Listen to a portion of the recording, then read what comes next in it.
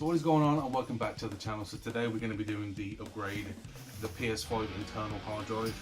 I picked up the Samsung 980 Pro. Has to run at least 5,500 megabytes per second. This runs at 7,000, and then this one so happens to need an external like heatsink. So I've picked that up. All of the links that I bought will be in the description. And all you need is like a little screwdriver. So we're gonna go from start to finish with what we actually need, and that'll be to take the base off. So we're gonna change angles, and then we can see what you need to do. Right, so what you're gonna want to do is take off the bottom base, which is why we needed the flat screwdriver.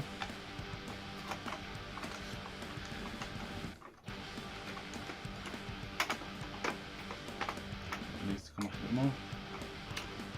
Right, there it is. I've just dropped the screw. Okay, that'll go there. So the way you want to do it is this may take a little bit of so from what I've been told and seen, you literally just kind of push it one way, lift up, okay, so you lift up with that one and then kind of pop it down. There you go. And then inside you've got the cap for internal SSD. You don't want to lose any of these screws because they're all proprietary. So I'm just going to put them aside, and then that will pop this off. There we go. So in here you have a 110, an 80, a 60, a 42 and a 33. What we want to do is undo this, because this will be the standoff and the screw that kind of puts the sort of clamps the SSD down. So the standoff, I think this is a 180, so we're going to pop it there. You can see it right there. So I'm going to turn this around so you guys can see it. So we're going to pop it right there. I think that's the right way. So we're going to open this up.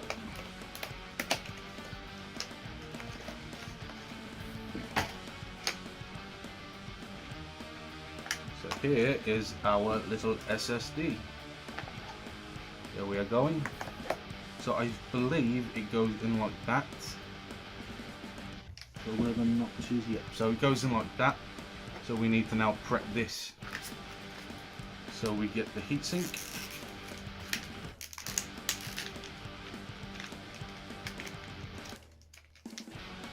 Okay. I do not want to put anything on that. So you've got the little heatsink that slides out. So what we want to do,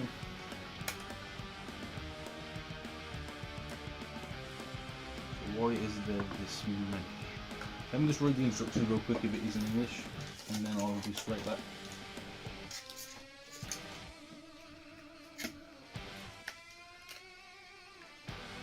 It is not in English, okay. So I've never seen these ones. I don't know what these are for, but I know that these you need to take off one side, because these are the thermal pads. Prep it right in there like so. It goes in there like that. You can kind of just like push it up a little bit if it doesn't go in right the first time. There we go, and then we take off the other side. Make sure it's all lined down. Put that in there like that. Take that off.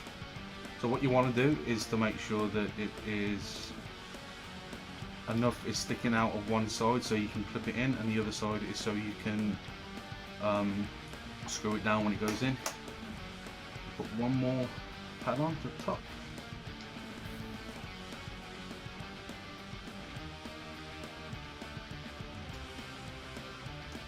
So take this off.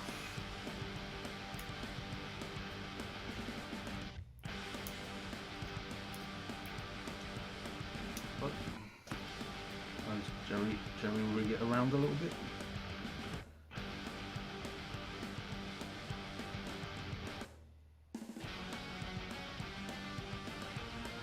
you go, so it's sort of center. And then all you do is take it.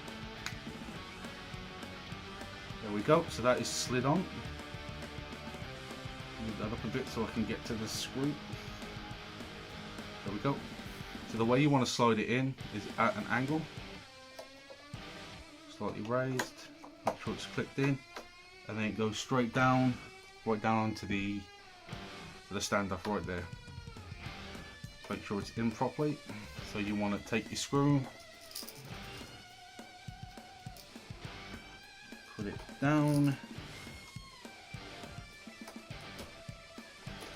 screw it back in, so it's all nice and snug. Just give it a little wiggle to see if there's any room. It's in straight, so yep. Get rid of all this extra shit that we do not need. I'll keep one of these just in case it needs to be replaced down the line for whatever reason. So we put this back on, slide in, go down, and that was a lot easier than I was expecting it to be. Make sure you put your screw back in. You don't want to do it too tight, just make sure it's snug. Then we put the faceplate back on. You don't want to make sure that there's no shit left inside. Right. So that is the disk drive, so you want to kind of have it a bit off-centered.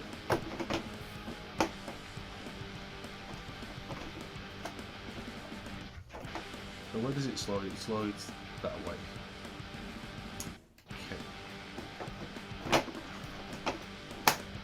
Little snap, and that, if it works, I have done everything correct.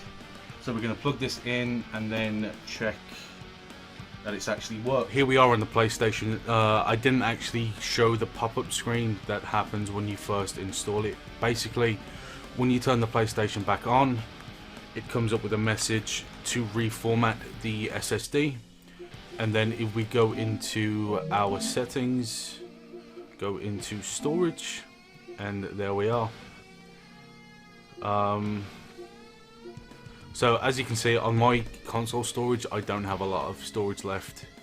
There's a lot of like other data, that's obviously the installation data, all of my games, my media history, which I really don't like the fact that it keeps recording clips. I don't know if there's a way for me to change that, but we go to M.2 SSD storage and we have 1 terabyte. So if you found this video tutorial helpful in any way, it would be awesome if you could hit the subscribe button. It would mean the world to me.